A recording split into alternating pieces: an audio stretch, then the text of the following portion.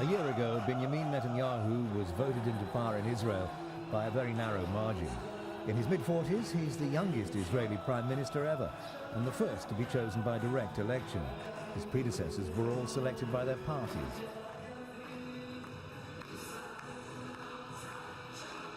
He heads a right-of-centre coalition and said when elected, he'd bring Israel a new form of government, similar to the American presidential system. His election slogan was "Peace with Security," and he promised to provide this security for Jews with a tougher approach to negotiations with the Palestinian leadership. The state of Israel today starts out on a new path. A path of hope. A path of unity. A path of security. And a path of peace. Netanyahu heads the right-wing Likud party, which only grudgingly accepted the Oslo peace agreement with the Palestinians, signed by the previous government of the assassinated Yitzhak Rabin. His coalition also includes some small parties leaning much further to the right, as well as the ultra-Orthodox religious factions who've been pushing Netanyahu into adopting a hard line on building Jewish settlements on disputed Arab land in East Jerusalem. We're fortunate to have a government that has our interests in mind and is concerned with the welfare of the Jewish settlements and the Jewish people that are living in the settlements. The problems began last September. Ehud Olmert, mayor of Jerusalem and a former Likud minister, decided to open up an exit to an ancient tunnel beginning near Jerusalem's western or Wailing Wall.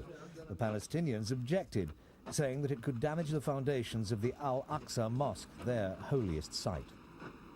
This is a crime, a big crime against our religious and holy places.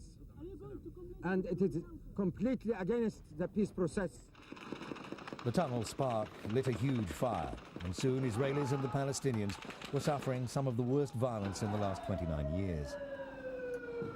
In just 3 days of clashes, 88 Palestinians and 15 Israeli soldiers were killed, and hundreds more were wounded on both sides. Pressure from the United States government diffused the situation, and the two leaders were encouraged to hold talks on the peace accord. After long and difficult negotiations, the Palestinian Authority and Israel finally agreed on terms for an Israeli withdrawal from the West Bank city of Hebron, still under Israeli military control. The population of over 100,000 Palestinians in January welcomed the arrival of the new Palestinian police force. But the few hundred Jewish residents of the city felt disappointed and betrayed. It's a very sad day. Mr. Netanyahu, he wrote a book about how not to surrender to terror. Now in one signature he cancelled the whole book. The Jewish settlers' anger was short-lived. Mr. Netanyahu soon decided to go ahead with building hundreds of new homes for settlers on a hill between Jerusalem and Bethlehem. Israelis call the area Har Homa and claim it as part of Jerusalem. The Palestinians know it as Jabal Abu Ghnaim and consider it to be occupied Arab land. The Palestinian leadership and Arafat has to turn to his people and say, this is what is realistic. None of us can achieve all our dreams. None of us can achieve all our expectations. None of us can fulfill each national desire. It cannot work that way.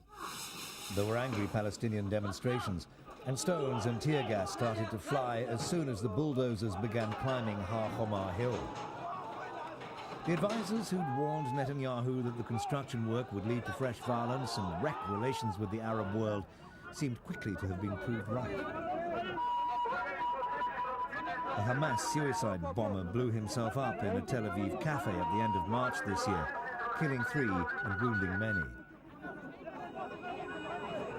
Israel and the Palestinians haven't resumed peace talks since. Each side is blaming the other. Mr. Netanyahu had frozen everything. All the negotiations, all the talks, all the committees, everything had been frozen. Now, after just 1 year in office, Mr. Netanyahu is signaling a tougher negotiating position with the Palestinians. he presented his cabinet with an outline of a permanent peace agreement that would retain Israeli control over large chunks of the occupied West Bank, including East Jerusalem. Many observers feel that the Prime Minister's decision to take a firm stance on the peace process is to show that he's firmly back in the driving seat, having survived a major scandal in mid-April that many thought would finish him politically. The police compiled a report accusing Netanyahu and two of his closest aides of corruption over a political appointment.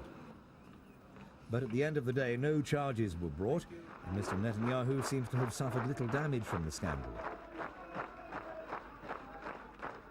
Yet his newly declared peace plan has sparked dire warnings, not only from the Palestinians, who quickly declared that it can only lead to confrontation, but also from many Israelis, who are tired of years of conflict and seek a lasting peace.